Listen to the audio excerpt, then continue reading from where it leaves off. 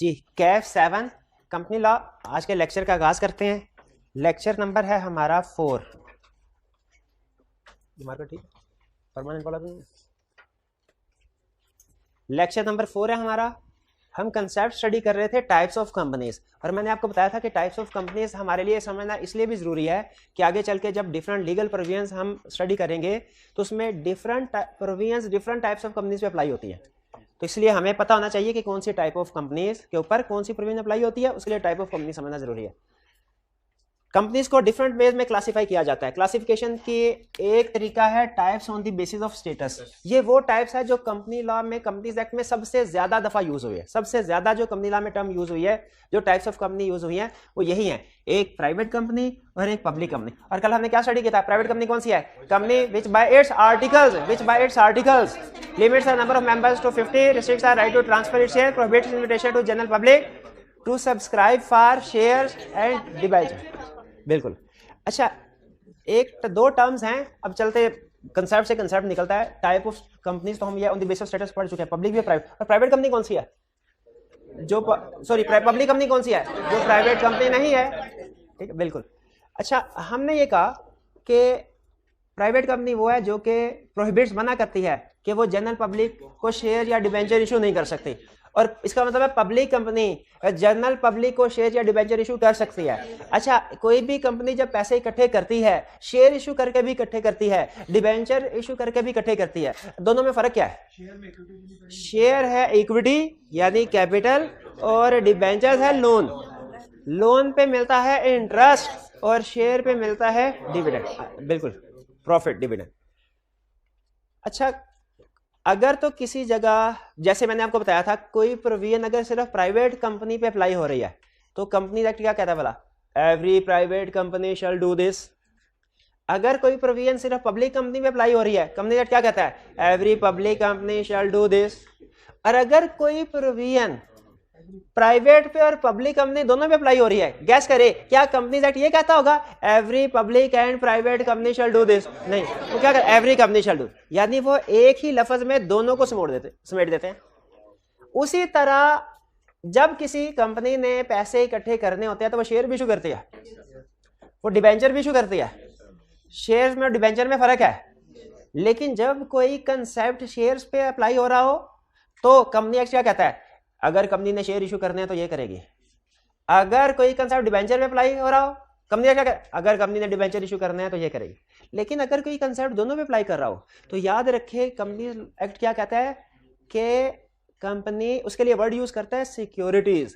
अगर किसी कंपनी ने सिक्योरिटीज इशू करनी है तो वो ये काम करेगी। सिक्योरिटीज का मतलब क्या है? सिक्योरिटीज का मतलब क्या है? Securities is equal to shares plus debentures, shares plus debentures. ठीक है, और ये सिक्योरिटीज प्लूरल फॉर्म है। इसका एक सिंगुलर फॉर्म भी होता है, सिक्योरिटी, एंड पे वाई आता है जिसमें SECURITY, सिक्योरिटी।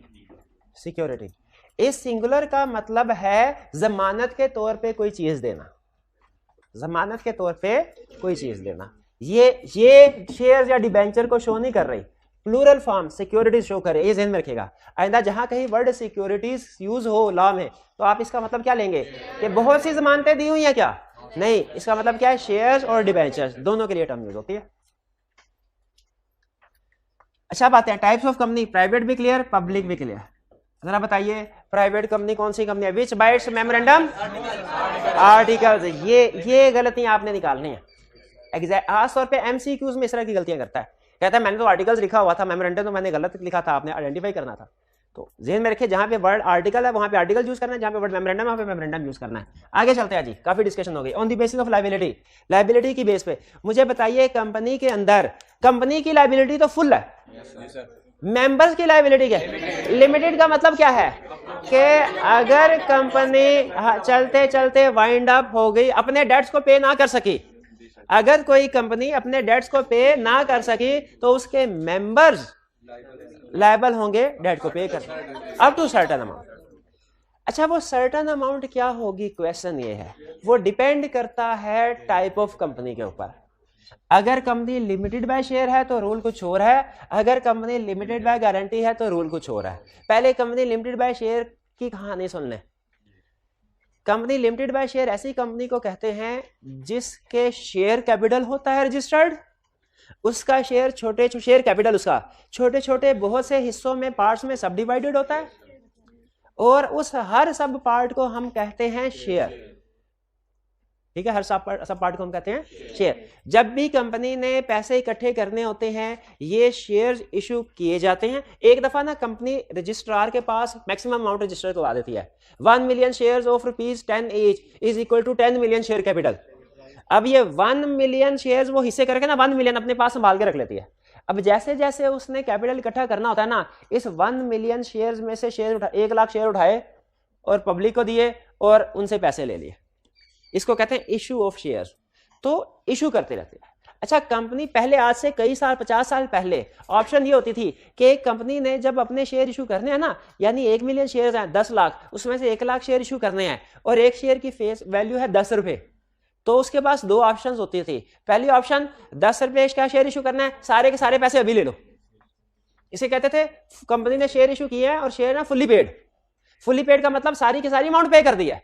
और दूसरी ऑप्शन क्या होती थी कि अगर पार्टली पेड का मतलब क्या होता है कि शेयर है ना 10 रुपए का, तो अगर शेयर होल्डर को इशू किया, शेयर होल्डर ने कहा सर जी मेरे पास 10 रुपए तो नहीं है, मेरे पास तो 6 रुपए हैं, तो कंपनी कहती थी अच्छा ऐसा करो 6 रुपए अभी दे दो, 4 शेयर तुम्हें हम 10 रुपए वाला इशू कर देते हैं, शेयर भी अभी दे दो, 4 रुपए जब हमें जरूरत पड़ी हम आवाज लगाएंगे तुम 4 रुपए दे देना।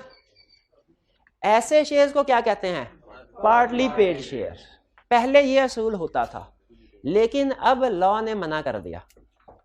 उसने कहा पार्टली पेड शेयर इशू नहीं कर सकते, सिर्फ और सिर्फ फुल्ली पेड शेयर इशू करें। और आपको एक इंटरेस्टिंग बात बताऊं, हालांकि पिछले कई सालों से पार्टली पेड शेयर इशू करना मना है, लेकिन स्टिल पाकिस्तान में कुछ कंपनीज हैं जिनके शेयर पार्टली पेड हैं। क्यों?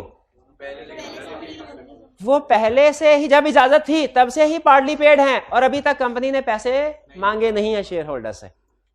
तो इसीलिए अभी हालांकि पार्टली पेड एक जगह पे आप पढ़ेंगे पार्टली पेड शेयर इशू करना मना है, फिर दूसरी जगह पढ़ेंगे अगर कंपनी के पार्टली पेड शेयर्स हैं तो ये करे ये करे ये, आप हैरान होंगे पार्टली पेड इशू करना तो मना है, तो ये क्यों लिखा हुआ है कि अगर कंपनी के पार्टली पेड शेयर हैं तो वो ये करे ये करे ये करे? वो इसलिए लिखा हुआ है कि पहले मना नहीं थे किसी जमाने में, तो जब मना नहीं थे तब के शेयर इशू किए हुए हैं और अभी तक वैसे ही चले आ रहे हैं।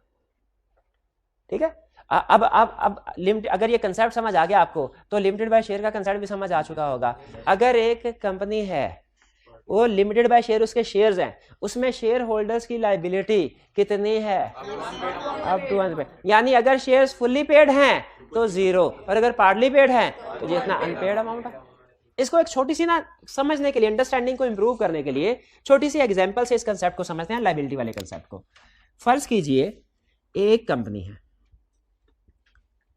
चल रही है, उसके एसेट्स हैं 300 मिलियन और लायबिलिटीज हैं 500 मिलियन। लायबिलिटीज ज्यादा है, एसेट्स कम है।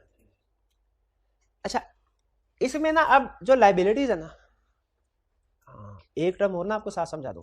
अभी आपको एक टर्म बताइए सिक्योरिटीज। लॉ की छोटी छोटी टर्म्स हैं, अगर आपको इसका मतलब समझ आएगा ना तो प्रोविजन समझना आसान हो जाता है। आपको पता है क्रेडिटर किसको कहते हैं? जिसे उधार इन्वेंट्री बाई करते हैं। गलत। अब आप कहेंगे सर अकाउंटिंग में तो हमें यही सिखाया हुआ है, हमें भी, मैंने भी यही पढ़ा है। अकाउंटिंग के हिसाब से ये कंसेप्ट ठीक है। अकाउंटिंग के पेपर में क्रेडिटर का मतलब यही है कि जिससे उधार सामान खरीदे। अकाउंटिंग के पेपर में जिससे उधार सामान खरीदे उसे कहते हैं क्रेडिटर, जिससे उधार पैसे लें उसे कहते हैं लेंडर। शाबाश। और अगर किसी को आपने सैलरी देनी है या रेंट देना है उसे कहते हैं अक्रूड लायबिलिटी। अक्रूड लायबिलिटी जिस बंदे को, याद रखिए लॉ में किसी भी बंदे को आपने पैसे देने हैं अगर, उसे कहते हैं क्रेडिटर। उसे क्या कहते हैं? क्रेडिटर। यानी लॉ की लैंग्वेज में अगर आपने किसी से उधार माल लिया है, पैसे देने हैं, उसे क्या कहेंगे? क्रेडिटर। किसी बैंक से 5 साल के लिए लोन लिया है, लॉ की लैंग्वेज में उसे क्या कहेंगे? क्रेडिटर। इवन आपका वो स्टाफ है जिसको आपने सैलरी पे करनी है, अभी सैलरी पे नहीं की सैलरी पे करनी है, उसे भी लॉ की लैंग्वेज में क्या कहेंगे? क्रेडिटर। तो ये लाइबिलिटीज जो है ना, लाइबिलिटीज की बजाय मैं वर्ड यूज कर रहा हूं क्रेडिटर। तो क्रेडिटर का मतलब क्या है? हर वो आदमी जिसको आपने कोई अमाउंट पे करनी है। अच्छा, अगर तो क्रेडिटर चुप करके बैठे रहना, कंपनी मजीद चलती रहेगी, ठीक है। लेकिन अगर क्रेडिटर में से कोई बंदा पैसे मांग ले, और लॉ ने एक जगह पे लिखा हुआ है, हमारा एक टॉपिक है, हमारा ये भी तो चैप्टर 1 है ना, बेसिक कंसेप्ट है। इसके बाद चैप्टर जो लॉ स्टार्ट होगा ना, चैप्टर 2 से होगा, उसमें वो चैप्टर 2 है रजिस्ट्रेशन ऑफ कंपनीज, के कंपनी कैसे रजिस्टर इनकॉर्पोरेट होती है, ये है चैप्टर 2। हमारा लास्ट चैप्टर है, गैस कर सकते हैं कौन सा होगा? शाबाश, वाइंडिंग अप ऑफ कंपनीज, के कंपनी खत्म कैसे होगी। वाइंडिंग अप ऑफ कंपनीज में एक जगह पे लिखता है कि अगर कंपनी का कोई क्रेडिटर है, वो कंपनी से पैसे मांगता है, कंपनी पैसे नहीं दे पाती, ऐसी कंपनी को बंद कर देंगे हम, ऐसी कंपनी को बंद। तो अगर क्रेडिटर ने पैसे डिमांड नहीं किए, कंपनी चलती रहेगी। क्रेडिटर ने पैसे डिमांड कर लिए, कंपनी बंद। अब कंपनी बंद यानी वाइंडिंग अप में चली गई। वाइंडिंग अप में चली गई तो अब कोर्ट क्या कहेगा? कोर्ट कहेगा इसके सारे एसेट्स बेचो और लायबिलिटीज पे करो। सारे एसेट्स बेचो, कंपनी के सारे एसेट्स, याद रखिए ये कंपनी के एसेट्स हैं और क्रेडिटर लायबिलिटीज हैं, शेयर होल्डर या ओनर्स के नहीं है, सेपरेट है ना। तो एसेट्स बेचो, लायबिलिटीज पे करो। सारे एसेट बेचे, लायबिलिटी पे कर दी, बाकी 200 मिलियन की लायबिलिटी शॉर्टफॉल अभी भी बाकी है। अब ये कैसे पूरा होगा? ये अब मेंबर्स कंट्रीब्यूट करेंगे, मेंबर्स कंट्रीब्यूट करेंगे। देखें, एक कंसेप्ट ना सेपरेट लीगल स्टेटस, उसकी एक छोटी सी एक्सेप्शन समझ लें, लिमिटेड लायबिलिटी कंसेप्ट। असूली तौर पे तो कंसेप्ट होना चाहिए no liability concept. No liability concept क्या है कि कंपनी के जितने मर्जी लायबिलिटी हो, कंपनी जितने मर्जी पैसे देना, ओनर्स 1 रुपया भी नहीं डालेंगे, ये है नो लायबिलिटी कंसेप्ट। ये नहीं है, कंसेप्ट है लिमिटेड लायबिलिटी। लिमिटेड लायबिलिटी का मतलब क्या है कि जब कंपनी ने पैसे अदा कर, वाइंडिंग अप में सफिशिएंट पैसे नहीं है, कंपनी ने क्रेडिटर को पैसे अदा करने हैं, तो मेंबर्स आएंगे और कुछ ना कुछ कंट्रीब्यूट करेंगे। मेंबर्स आएंगे और कुछ ना कुछ कंट्रीब्यूट करेंगे। वो कितना करेंगे वो डिपेंड करता है। अब आप मुझे बताइए, कंपनी लिमिटेड बाय शेयर का कंसेप्ट पहले समझाओ कि लिमिटेड बाय गारंटी का। लिमिटेड बाय, अगर ये कंपनी है ना लिमिटेड बाय शेयर और शॉर्टफॉल है 200 मिलियन का, तो लिमिटेड बाय शेयर में मेंबर्स की लायबिलिटी कितनी होगी? Up to unpaid amount of shares held by them. यानी अगर इस कंपनी में जो मेंबर्स हैं, जो शेयर होल्डर्स हैं, जो मेंबर है, अगर उन्होंने सारे शेयर्स फुली पेड है, तो उन्होंने कितने पैसे अदा करने हैं? 0। और अगर शेयर्स पार्टली पेड है, तो जितना अनपेड है वो पे कर, जितना पेड नहीं, जितना अनपेड है वो पे करना। जैसे अगर किसी के पास 1 मिलियन शेयर्स हैं, 10 रुपए फेस वैल्यू शेयर है, शेयर पे कर दिया हुआ है, एक शेयर के ऊपर कितनी लायबिलिटी है? 4 रुपए। और अगर 1 मिलियन शेयर थे उसके पास, 4 मिलियन, यानी वो शेयर होल्डर 4 मिलियन पे करेगा, और बाकी 196 जो होगा, जो 196 होगा वो बैड डेट होगा लोगों का। क्लियर? यही कह रहा है कंपनी लिमिटेड बाय शेयर में मेंबर्स की लायबिलिटी होगी कितनी? Liability up to unpaid amount of shares, up to unpaid amount of shares, उस अमाउंट शेयर्स की वो अमाउंट जो कि अनपेड है। भाई ये बात समझ आ रही? और अगर शेयर्स फुली पेड है, 0 लायबिलिटी। शेयर फुली पेड है तो कोई लायबिलिटी, 0 लायबिलिटी। ये क्लियर हो गया? अच्छा, यही एग्जांपल सारी। फर्क यह है कि अब limited by guarantee, limited by guarantee में होता क्या है कि नॉर्मली स्टार्ट में पैसे नहीं लगाए जाते, बल्कि स्किल्स वगैरह के जरिए से बिजनेस स्टार्ट किया जाता है।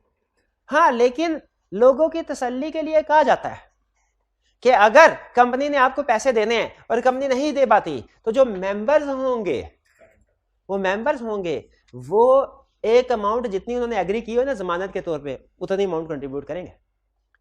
यानी जब कंपनी लिमिटेड बाय गारंटी होती है ना, आपको कल बताया था ना, बिजनेस पैसों से भी चल सकता है, पैसों के बगैर भी चल सकता है, स्किल्स के बेस पे।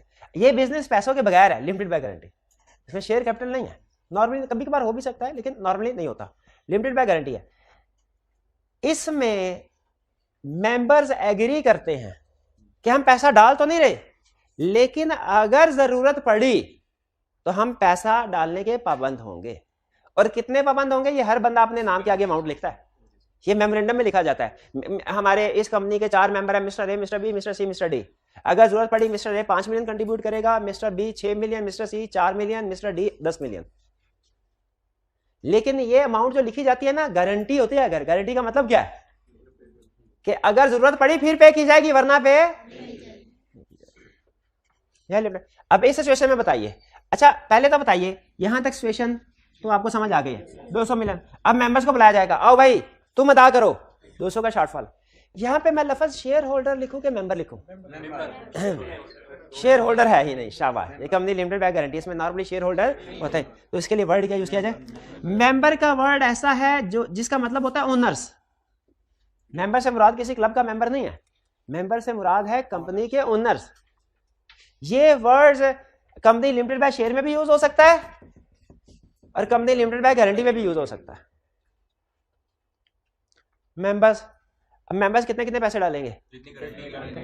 ए ने गारंटी दी थी, फर्ज कीजिए 4 मिलियन, बी ने कहा था 6, सी ने कहा था 3, डी ने कहा था 10, तो ये टोटल 23 मिलियन इन्होंने कंट्रीब्यूट किया। बाकी का 177 मिलियन बैड। ये लिमिटेड बाय गारंटी समझ आई? अब जरा इसके अल्फाज सुनिएगा जरा। एक कंपनी लिमिटेड बाय गारंटी कैसी कंपनी है? ये ऐसी कंपनी है जिसमें लायबिलिटी है लिमिटेड। कब तक limited? Up to amount agree to contribute. Amount agreed, किसने एग्री किया? मेंबर्स ने, कि वो कंट्रीब्यूट करेंगे। Contribute towards assets of the company, यानी एसेट्स को बढ़ाने के लिए कंट्रीब्यूट करेंगे। कब? कब? Time of winding up, winding up के वक्त। यानी जब कंपनी वाइंड अप हो रही होगी, अगर इसकी लायबिलिटीज ज्यादा और एसेट्स कम हुए हैं, तो हम मेंबर्स गारंटी देते हैं हम इतने इतने पैसे कंट्रीब्यूट करेंगे। ये है कंपनी लिमिटेड बाय गारंटी।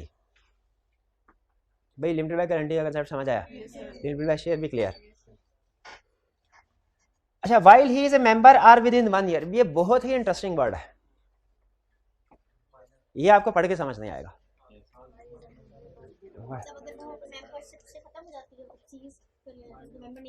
अच्छा बताइए, एक बंदा कंपनी का मेंबर या शेयर होल्डर है, वो कंपनी से जान छुड़ाना चाहे छुड़ा सकता है? बिल्कुल छुड़ा सकता है, शेयर ट्रांसफर करते हैं। या अगर वो लिमिटेड बाय गारंटी है तो मेमोरेंडम में से अपना नाम निकलवा दे, नोटिस दे दे कि भाईजान मैं आपका मेंबर नहीं हूं। अच्छा बताइए, जब कोई कंपनी वाइंडिंग अप में जाती है या उसके एसेट्स जो हैं, ये सिचुएशन आती है, ये बड़ी वर्स्ट सिचुएशन है। क्या ये अचानक से आ जाती है कि सुबह के वक्त कंपनी 200 मिलियन सरप्लस में थी और शाम को 300 मिलियन डेफिसिट में चली गई? By the passage of time Aahista Aahista हालात इस स्टेज पे पहुंचते हैं कि कंपनी को बंद करने की जरूरत पड़े। हर बिजनेस में इसी तरह होता है ना, आहिस्ता आहिस्ता बिजनेस में डाउनफॉल होता है और फिर एक पॉइंट ऐसा आता है कि उसको बंद करना पड़े। अब फर्स्ट कीजिए 4 मेंबर्स हैं, वो कंपनी चला रहे हैं, कंपनी आहिस्ता आहिस्ता डूब रही है, कोशिश कर रहे हैं चलाने की, कंपनी डूब रही है, कोशिश कर रहे हैं चलाने की, कंपनी डूब रही है। उनमें से एक जरा अकलमंद मेंबर था, उसको जो पता चल गया ना कि अब कंपनी डूबे ही डूबे, उसने कहा कंपनी डूबी ना तो लायबिलिटी ज्यादा है, मैंने जो एग्री की हुई है ना अमाउंट मेमोरेंडम में लिखी हुई है वो मुझे पे करनी पड़ेगी, तो मैं कैसे जान बचाऊं, कैसे जाऊं? उसे एक तरकीब ज़हन में आई। उसने कंपनी वाइंड अप अभी डूबी नहीं है, लेकिन पता चल गया डूब जाएगी, आधे से ज्यादा डूब चुकी है, बाकी भी 2-3 हफ्ते में डूब जाए। उसने कहा आज से मैं इस कंपनी का मेंबर नहीं हूं, आज से मैं इस कंपनी का मेंबर नहीं हूं। ये है 1 जनवरी 2022, कंपनी का डाउनफॉल चल रहा था। ये है 15 अप्रैल, इधर एक मिस्टर ए को पता चल गया कंपनी अब डूबे डूबे। इसने 15 अप्रैल को कहा कि मैं अब कंपनी का मेंबर नहीं हूं। He ceases to be a member of company on 15 अप्रैल। आगे चल के 5 मई को कंपनी डूब जाती है, ये कंपनी डूब गई। जिस वक्त कंपनी डूबी, बैंकरप्ट हुई, वाइंडिंग अप में जाती, उसमें बी, सी और डी मेंबर हैं। क्या ये कंट्रीब्यूट करेंगे? करेंगे। क्या ए जो 15 अप्रैल को छोड़ चुका है, क्या ये कंट्रीब्यूट करेगा? क्यों? ये तो मेंबर नहीं है। ला ने कहा नहीं ठहर जाएं, अब इतना सादा ना समझे। इसका तो मतलब ये हुआ जब कंपनी डूबने लगे कि 2 दिन पहले सारे मेंबर कहेंगे हम अब मेंबर नहीं है, तो क्रेडिटर से पेमेंट किसको करवाएंगे? उन्होंने कहा नहीं, आपने जिस दिन छोड़ा ना, अगर उसके 1 साल के अंदर अंदर भी कंपनी वाइंड अप होगी, आप जिम्मेदार होंगे, गारंटी के पैसे देंगे। बताइए ये रिक्वायरमेंट अच्छी है कि नहीं? वरना तो कश्ती डूबती देख के सारे छलांग लगा लेते हैं ना। उन्होंने कहा भाई अगर आप छलांग लगाए भी ना तो भी जाल फेंकेंगे शिकंजा, साल के अंदर अंदर अगर आप हुए ना आपकी लायबिलिटी राइज हो जाएगी। भाई ये बात समझ आई? लेकिन ट्विस्ट में ट्विस्ट है, ये ट्विस्ट समझ आ गया कि अगर कंपनी वाइंड अप होने से पहले 1 साल तक कोई मेंबरशिप छोड़े तो वो भी लायबल होगा। दूसरा ट्विस्ट आप समझते हैं, 15 अप्रैल को जो मिस्टर ए ने छोड़ा कंपनी को, मिस्टर ए लायबल है कौन से वाले डेट्स का? इन्होंने एक लोन लिया है 50 मिलियन का बैंक ए से और एक लोन लिया है 15 मिलियन का बैंक बी से। बताइए ए कौन से वाले डेट के लिए लायबल है? जो उसके दौरे हुकूमत में हुए थे कि उसके बाद भी? यही समझा रहा है कि लायबिलिटी लिमिटेड होगी कब तक? अप टू अमाउंट, किस अमाउंट तक? Agree to contribute on winding up. ठीक है, लिमिटेड बाय गारंटी में एवरी मेंबर की लायबिलिटी है up to amount to contribute, जो उसने एग्री की हुई है कि वो कंट्रीब्यूट करेगा जब कंपनी वाइंड अप होगी। एग्री कहां की हुई है? मेमोरेंडम में। एग्री कहां की हुई है? आर्टिकल्स में नहीं, मेमोरेंडम में। क्या एग्री किया है कि अगर कंपनी वाइंड अप होगी, जरूरत पड़ी तो मैं इतने पैसे दूंगा व्हाइल ही इज मेंबर। यानी अगर कंपनी उसके मेंबर होते होते वाइंड अप में गई है तो भी वो लायबल है, और अगर उसने मेंबरशिप छोड़ दी और 1 साल के अंदर अंदर वाइंड अप हुई फिर भी लायबल है। लेकिन कौन से डेट्स के लिए? जो उसके दौरे हुकूमत में थे, जब वो मेंबर था, while he was a member. ये कंसेप्ट समझ आया लिमिटेड बाय गारंटी का? कैलकुलेशन कर लेंगे इसके ऊपर। आई के आपने 2 क्वेश्चन, 2 केस स्टडीज बनाई हुई हैं इस एक कंसेप्ट के ऊपर, लिमिटेड बाय गारंटी। ऐसे नहीं टाइम लगाया इसके ऊपर, समझ आया कि नहीं? लिमिटेड बाय जी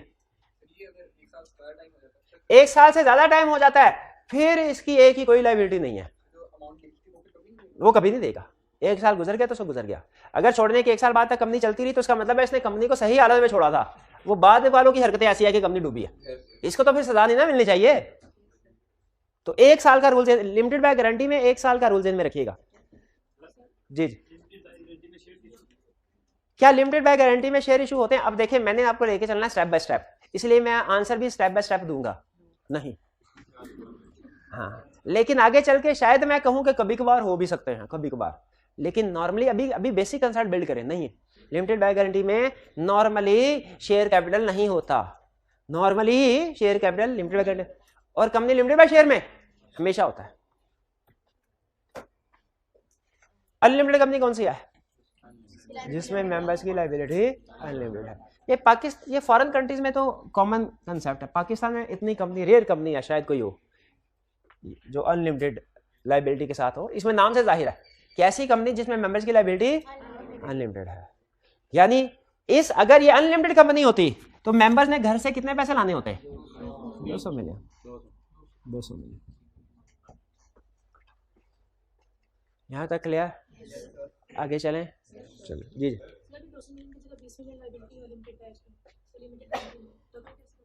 200 की बजाय 20 हो, ये आपने बड़ी मुश्किल कैलकुलेशन पूछ ली है, बड़ी मुश्किल कैलकुलेशन पूछ ली है। नहीं कैलकुलेटर, उन्होंने कहा अगर ये 20 मिलियन हो तो फिर डिस्ट्रीब्यूशन कैसे होगी? शेयर्स तो होंगे ही नहीं। अच्छा सॉरी, आपने लिमिटेड बाय गारंटी का पूछा है कि limited by share? Limited by guarantee का पूछा है ना, इसमें तो शेयर्स होंगे ही नहीं, गारंटी की अमाउंट तक, गारंटी की अमाउंट तक। लेकिन यहाँ पे गारंटी की अमाउंट ज्यादा आ रही है तो नहीं, यही काम नहीं करना। अगर यही काम करना होता तो मैं ये क्यों कहता मुश्किल सवाल पूछ लिया, तो सिंपल कहता मैं प्रोपोर्शनल लायबिलिटी होगी। इसका रूल होता है, मैं बताना नहीं चाह रहा, इक्वल सब्जेक्ट टू मैक्सिमम। नहीं समझ आई ना कंट्रीब्यूशन? यानी नहीं अब कंसेप्ट शुरू किया है तो इक्वल सब्जेक्ट टू मैक्सिमम, ये तो मैं समझा के निकलूंगा। असल में पहले हमारे सिलेबस में कंसेप्ट होता था गारंटी वाला, अलहदा से एक टॉपिक चैप्टर होता।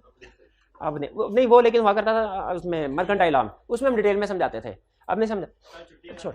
हाँ, छुट्टी के बाद एक सुन लें, फर्ज कीजिए लायबिलिटी पे करनी है 10 मिलियन।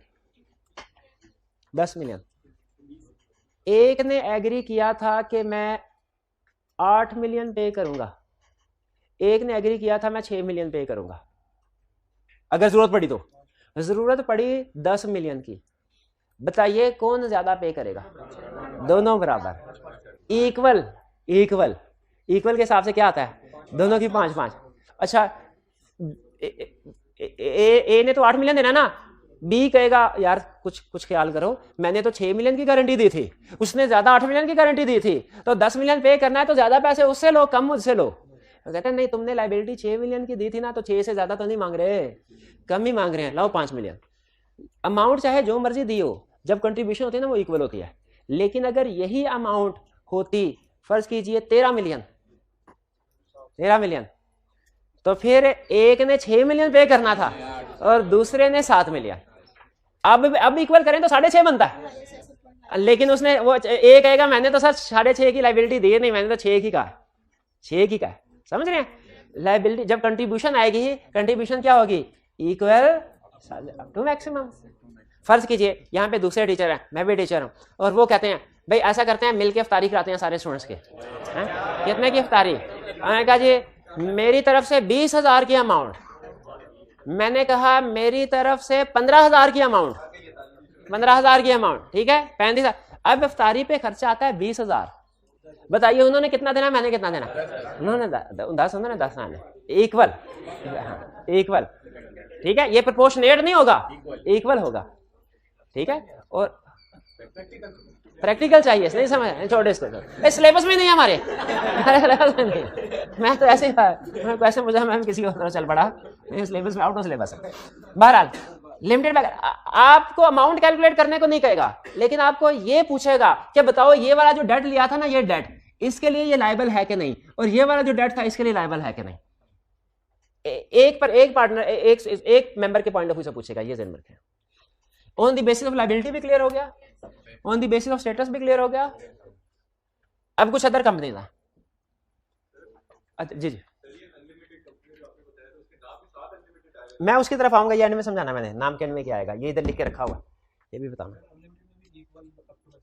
अनलिमिटेड में हर मेंबर की अनलिमिटेड लायबिलिटी है, बिल्कुल अनलिमिटेड, जितनी भी अमाउंट उसे निकली वो निकलवा सकते हैं। अदर कंपनीज कौन सी होती हैं? अपने याद है समराट, कुछ और मजीद टाइप्स ऑफ कंपनीज हैं। जैसे एक है होल्डिंग कंपनी, एक है subsidiary company. Holding company, subsidiary. असल में हम जो नेचुरल पर्सन होते हैं, नेचुरल पर्सन आर्टिफिशियल पर्सन में क्या फर्क है? नेचुरल पर्सन तो इंडिविजुअल होता है, और आर्टिफिशियल पर्सन कंपनी, उसे लीगल पर्सन भी कहते हैं, क्योंकि वो सिर्फ लीगल डॉक्यूमेंट्स में जिंदा होता है और कहीं नहीं होता। अच्छा, आपको ये पता है कि हम नेचुरल पर्सन के रिश्तेदार होते हैं, बहन भाई वालदैन। आपको ये पता है कि आर्टिफिशियल पर्सन के भी रिश्तेदार होते हैं? हाँ, उसके वालदैन भी होते हैं, उसके बहन भाई भी होते हैं। बहन भाई को कहते हैं एसोसिएटेड, और वालिद को क्या कहते हैं? होल्डिंग। और जो बेटा कंपनी होती है उसे कहते हैं सब्सिडरी पेरेंट। हाँ, अच्छा, ये नॉर्मल लैंग्वेज में मैनेजमेंट में पेरेंट कंपनी का वर्ड बोला जाता है, लेकिन लॉ क्या वर्ड बोलता है? होल्डिंग। लॉ के पेपर में कभी आपको पेरेंट कंपनी का वर्ड किसी क्वेश्चन में नहीं मिलेगा। क्या word? Holding company. Holding company का मतलब क्या है? अगर एक कंपनी किसी दूसरी कंपनी के मेजॉरिटी वोटिंग शेयर्स हासिल कर ले, मेजॉरिटी का मतलब क्या है? 50% या 50% से ज्यादा, 50% से ज्यादा, या कंपोजिशन ऑफ बोर्ड को कंट्रोल कर ले। असल में दो लफ्ज होते हैं, एक होता है कंट्रोल, एक होता है इन्फ्लुएंस। हमारे वालिदैन का हमारे ऊपर कंट्रोल होता है। इसका मतलब क्या है? वो ही फैसला करेंगे, हम फैसला नहीं कर सकते। वही फैसला करेंगे, हमारे बारे में भी वही फैसला करेंगे, हम फैसला उनके आगे बोल ही नहीं सकते। यह है कंट्रोल। इन्फ्लुएंस का मतलब क्या होता है? हमारे बहन भाई, हम कोई मसला हो जाए अपने बहन भाइयों से भी मशवरा करते हैं। अच्छा, हमारे बहन भाइयों का मशवरा हमारे ऊपर बाइंडिंग नहीं होता, लाजिम नहीं होता, लेकिन वो हमें इन्फ्लुएंस जरूर करता है। बाज़ औक़ात ऐसा होता है हम उनका बात को सोच के अपना बदल भी लेते हैं, लेकिन वो सिर्फ एक मशवरे की हैसियत होती है, हुक्म की हैसियत नहीं होती।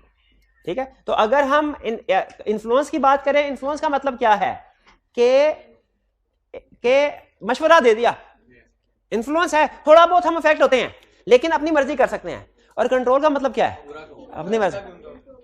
होल्डिंग कंपनी ऐसी कंपनी होती है जिसके पास किसी दूसरी कंपनी का कंट्रोल होता है। कोई दूसरी कंपनी इसकी मर्जी के बगैर कोई फैसले, कोई पॉलिसी मेकिंग, स्ट्रेटेजिक डिसीजन नहीं कर सकते। तो ऐसी कंपनी को कहते हैं जिसके पास कंट्रोल होता है, होल्डिंग कंपनी। और दूसरी कंपनी जिसका कंट्रोल होता है उसे कहते हैं सब्सिडरी कंपनी। इसका मतलब है दुनिया में अगर कहीं पे होल्डिंग कंपनी होगी तो लाजमी उसकी कोई सब्सिडरी कंपनी होगी, और दुनिया में अगर कोई सब्सिडरी कंपनी होगी तो लाजमी उसकी कोई। अब अगला सवाल ये है कि कोई कंपनी होल्डिंग या सब्सिडरी बनती है तो कैसे बनती है। होल्डिंग सब्सिडरी रिलेशनशिप बनाने के दो तरीके हैं। पहला तरीका है थ्रू शेयर्स, फाइनेंशियल तरीका है। दूसरा नॉन फाइनेंशियल तरीका है। फाइनेंशियल तरीका क्या है कि आप दूसरी कंपनी के मेजॉरिटी ऑफ शेयर्स खरीद लें। जब तक आपके 50% से ज्यादा अखराजात आपके घर वाले अदा कर रहे हैं, वालिदैन अदा कर रहे हैं, तो वो होल्डिंग कंपनी, और आप सब्सिडी, क्योंकि मेजॉरिटी ऑफ शेयर्स वो ओन कर रहे हैं। लेकिन याद रखें ये रूल काफी नहीं है। बाज़ औक़ात ऐसा भी होता है कुछ लोग इतने अच्छा बादब होते हैं बच्चे, वो हालांकि अपनी अर्निंग कर भी रहे होते हैं लेकिन फिर भी वालिदैन के हुक्म के खिलाफ नहीं चलते। तो लाजमी नहीं होल्डिंग सब्सिडी का रिलेशनशिप सिर्फ फाइनेंस से बने, नॉन फाइनेंशियल एलिमेंट भी हो सकता है। अगर कोई एक कंपनी दूसरी कंपनी के डायरेक्टर्स को, मेजॉरिटी ऑफ डायरेक्टर्स को कंट्रोल कर ले, अगर एक कंपनी के पास दूसरी कंपनी के मेजॉरिटी ऑफ डायरेक्टर्स या सारे डायरेक्टर्स को अपॉइंट रिमूव करने की अथॉरिटी आ जाए, तो भी तो वो कंट्रोल कर रही है ना दूसरी कंपनी को। मुझे ये बताइए कि ये एक कंपनी है पीटीसीएल, ये दूसरी कंपनी यूफोन। यूफोन के मोर देन 50% शेयर्स पीटीसीएल के पास हैं। तो बताइए पीटीसीएल क्या बने, यूफोन क्या बने, सब्सिडरी। एक होल्डिंग सब्सिडरी का ये तरीकाकार है, एक और भी तरीकाकार है। वो क्या है, एक कंपनी है इत्सलात। ये पाकिस्तान से बाहर अबू धाबी में रजिस्टर्ड है, मेरा ख्याल है इनकॉर्पोरेटेड है। पाकिस्तान में इनकॉर्पोरेटेड नहीं है, लेकिन ये पाकिस्तान में बिजनेस करती है कुछ बिजनेस। हाँ, ये फॉरेन कंपनी इसको कहते हैं। जो कंपनी पाकिस्तान से बाहर रजिस्टर्ड हो ना, लेकिन पाकिस्तान में कुछ थोड़ा बहुत ऑफिस हो, बिजनेस ऑपरेशन हो, उसे क्या कहते हैं, फॉरेन कंपनी। और जो पाकिस्तान में रजिस्टर्ड है उसे कंपनी नहीं, उसे सिर्फ कंपनी, उसे पाकिस्तानी कंपनी नहीं कहेंगे, सिर्फ कंपनी। इत्सलात ने पीटीसीएल के 26% शेयर्स खरीदे। क्या पीटीसीएल इत्सलात के सब्सिडरी बन गई? नहीं बनी, क्योंकि मेजॉरिटी ऑफ शेयर्स नहीं खरीदे। लेकिन इत्सलात ने गवर्नमेंट से कहा भाई आपके पास सारे शेयर्स हैं, आप 26% शेयर मुझे दें, लेकिन उसके साथ ही साथ मुझे एक और पावर दें। क्या कि आपके डायरेक्टर्स, मेजॉरिटी ऑफ डायरेक्टर्स, आपके फर्ज कीजिए अगर 11 डायरेक्टर्स हैं तो उनमें से 6 डायरेक्टर्स को मैं अपॉइंट करूं। अब मुझे बताइए पीटीसीएल को चलाना किसने है, इसके डायरेक्टर्स ने, और इसके डायरेक्टर्स को पॉइंट रिमूव किसने करा, इत्सलात ने। तो अब मुझे बताइए पीटीसीएल में इत्सलात की नहीं चलेगी? इत्सलात पीटीसीएल की होल्डिंग, और पीटीसीएल सब्सिडरी बन गई। ठीक है। और अब ये फर्क देखिए कि यूफोन पीटीसीएल की सब्सिडरी बनी है शेयर होल्डिंग की वजह से, और पीटीसीएल इत्सलात की सब्सिडरी बनी है बोर्ड ऑफ डायरेक्टर्स की वजह से। क्लियर हुई है बात? तो इसका मतलब यह है होल्डिंग या सब्सिडरी बनाने के लिए दो तरह का क्राइटेरिया है, मेजॉरिटी ऑफ वोटिंग शेयर्स वाला और controls composition of board. Composition of board control करने का मतलब क्या है कि डायरेक्टर्स को अपॉइंट या रिमूव करने की अथॉरिटी हो। लेकिन इस कहानी में एक ट्विस्ट अभी भी है। ये कंपनी है, ये कंपनी है, ये फॉरेन कंपनी, फॉरेन पीटीसीएल और यूफोन होल्डिंग सब्सिडरी, इत्सलात और पीटीसीएल, इत्सलात और यूफोन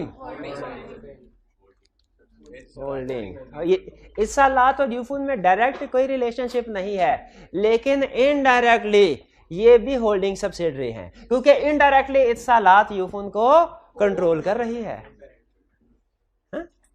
ग्रैंड, हाँ बिल्कुल।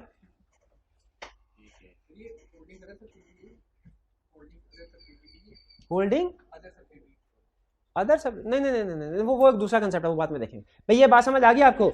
इत्सलात का यूफोन भी होल्डिंग सब्सिडी, लेकिन डायरेक्ट नहीं। तो यहाँ पे कहीं होल्डिंग सब्सिडी की डेफिनेशन में आपको वर्ड मिलेगा डायरेक्टली और इनडायरेक्टली। तो डायरेक्टली में समझ आइएगा ये इत्सलात पीटीसीएल, इनडायरेक्टली इत्सलात यूफोन की बात कर रहा है। भाई ये बात समझ आई, होल्डिंग सब्सिडी भी। इसके बाद है लेकिन जब कभी होल्डिंग सब्सिडी को डिफाइन करने को कहीं ना, आपके ऊपर लाजिम है आपने तीनों पॉइंट लिखने हैं। तीनों पॉइंट कौन से? पहला पॉइंट वोट शेयर्स वाला, दूसरा पॉइंट कंपस बोर्ड वाला, तीसरा पॉइंट क्या है? कंपोजिशन ऑफ बोर्ड का मतलब क्या है ये भी तो बताना है कि पावर टू अपॉइंट और रिमूव मेजोरिटी और ऑल डायरेक्टर्स, इसका मतलब भी समझाना उसको। एग्जाम में वो कहता है कि स्टूडेंट शेयर की बात कर देते हैं, कंट्रोल्स कंपोजिशन बोर्ड की बात कर देते हैं, लेकिन इसका मतलब क्या एक्सप्लेन नहीं करते। होल्डिंग सब्सिडी क्लियर हो गया? अगर आगे कहीं लॉ में वर्ड आएगा holding subsidy shall do this तो समझ आएंगे। Association not for profit. दुनिया में क्या कुछ लोग ऐसे होते हैं जो खिदमत हल का काम करते हैं? क्या दुनिया में कुछ ऐसी कंपनीज भी होती हैं जो खिदमत हल का काम करती हैं?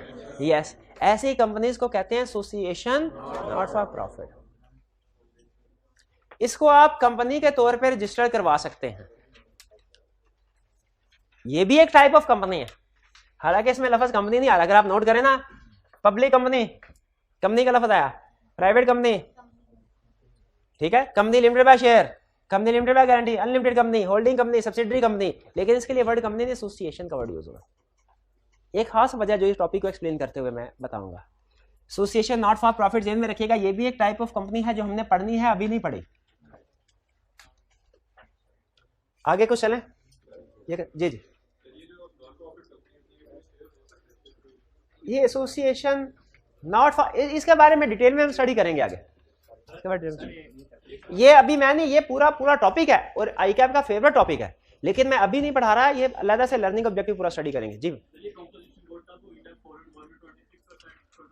नहीं 26% तो मैंने आपको वैसे ही एग्जांपल बताई थी, यानी बताना ये चाहा था कि अगर 50% से कम शेयर होल्डिंग होगी ना तो होल्डिंग सब्सिडी नहीं बनती। लेकिन फर्ज कीजिए अगर 50% से कम शेयर होल्डिंग है लेकिन डायरेक्टर्स को कंट्रोल कर लिया तो वो होल्डिंग सब्सिडी बन जाएगी। और ये जहन में रखें एक और बात, इन दोनों में और है, यानी होल्डिंग कंपनी बनने के लिए दोनों कंडीशन पूरी करना जरूरी नहीं है, दोनों में से कोई एक भी पूरी होगी तो वो होल्डिंग कंपनी बन जाएगी और दूसरी कंपनी सब्सिडी। सिक्योरिटीज का वर्ड सिर्फ पब्लिक कंपनी के लिए क्या? नहीं, हर तरह की कंपनी के लिए, हर तरह के शेयर और हर तरह के डिबेंचर्स के लिए वर्ड सिक्योरिटी यूज किया जा सकता है। पब्लिक कंपनी टैक्स के केस नहीं, प्राइवेट कंपनी में वो ये होगा कि पब्लिक कंपनी सिक्योरिटीज इशू कर सकती है, वो तो हम भी पढ़ रहे हैं कि सिक्योरिटीज होती हर कंपनी की है, चाहे पब्लिक कंपनी हो चाहे प्राइवेट कंपनी हो, सिक्योरिटीज हर कंपनी की होगी, लेकिन जनरल पब्लिक को सिर्फ पब्लिक कंपनी इशू कर सकती है, प्राइवेट कंपनी इशू नहीं कर सकती। तो याद रखें, प्राइवेट कंपनी के भी शेयर्स होते हैं, प्राइवेट कंपनी के भी डिवेंचर्स होते हैं, लेकिन प्राइवेट कंपनी जनरल पब्लिक को इशू नहीं कर सकती। क्लियर हुई ये बात? वो ये उसको छोड़े, वो कंसेप्ट समझाने के लिए। जी आगे चलते हैं। अच्छा, फॉरेन कंपनी तो समझ आ गया आपको, ऐसी कंपनी जो कि इनकॉर्पोरेटेड आउटसाइड पाकिस्तान लेकिन विच कंडक्ट बिजनेस या प्लेस ऑफ बिजनेस है उसका, या liaison office, information coordination office Pakistan में, उससे हम कहते हैं फॉरेन कंपनी। अच्छा, पब्लिक सेक्टर कंपनी, आपको बताया था ना पब्लिक कंपनी में और पब्लिक सेक्टर कंपनी में फर्क है। क्या फर्क है? कि जिसमें, हाँ जी, यूं कह लीजिए जिसकी होल्डिंग कंपनी गवर्नमेंट होगी उसे पब्लिक सेक्टर कंपनी का। यानी अगर पब्लिक सेक्टर कंपनी ऐसी कंपनी है जिसके 50% से ज्यादा securities, more than 1/2 securities government hold कर रही है, या जिसके majority of directors government appoint कर रही है। बाकी कह रहे हैं अगर कोई एसोसिएशन नॉट फॉर प्रॉफिट है उसको भी अगर गवर्नमेंट थ्रू डायरेक्टरशिप वगैरह कंट्रोल कर रही है तो वो भी पब्लिक सेक्टर कंपनी कहलाएगी। ये वाली लाइन अभी ना पढ़े, ये आपको भी कंफ्यूज करेगी, ये बाद में बताऊंगा आपको। ये वाली लाइन अभी ना पढ़े, अभी सिंपल कंसेप्ट ध्यान में रखें। फॉरेन कंपनी क्लियर हुआ, पब्लिक सेक्टर कंपनी भी क्लियर हुआ। अच्छा, बॉडी कॉर्पोरेट भी अभी मैं नहीं समझा रहा, ये ज्यादा हो जाएगा। हाँ ठीक है जी जी, कोई क्वेश्चन है तो पूछ लीजिए अभी तक। PTCL public sector company, public sector company more. अच्छा, इस एग्जांपल को ना खत्म कर, छोड़, इसमें ना समटाइम्स आप ओवर थिंकिंग करना शुरू कर देते हैं, इसको छोड़ो। बाकी जो पढ़ाया समझ आ गया? अच्छा, अब अगर क्वेश्चन करने ही है ना, क्वेश्चन करने का इतना ही शौक है आपको, क्वेश्चन इतने ही दिल कर रहा है करने का, तो मैं बताता हूं कौन से क्वेश्चन करें। क्वेश्चन नंबर 2 से लेके क्वेश्चन नंबर 10 रिटन फॉर्म में, रिटन फॉर्म परसों, हाँ कल हमारी क्लास नहीं होगी, मैंने बताया, ये ऑनलाइन वाले स्टूडेंट भी नोट कर लें, कल हमारी क्लास नहीं होगी, परसों होगी इंशाल्लाह। तो क्वेश्चन नंबर 2 से लेके 10। अच्छा, इसमें इक्का दुक्का क्वेश्चन में प्रॉब्लम होगी जहां पे बॉडी कॉर्पोरेट है, तो अच्छा क्वेश्चन नंबर 1 नहीं किया, क्वेश्चन शाबाश शाबाश, क्वेश्चन नंबर 1 भी करें, क्वेश्चन नंबर 1 भी करें, 1 से 10। लेकिन क्वेश्चन नंबर 3 नहीं करना, 3 नहीं करवाया हुआ, 4 भी रहने दे, 3 और 4 रहने दे। ये ऐसा करें, मैं बताता हूं कौन कौन से करना। Question number 1, question number 2,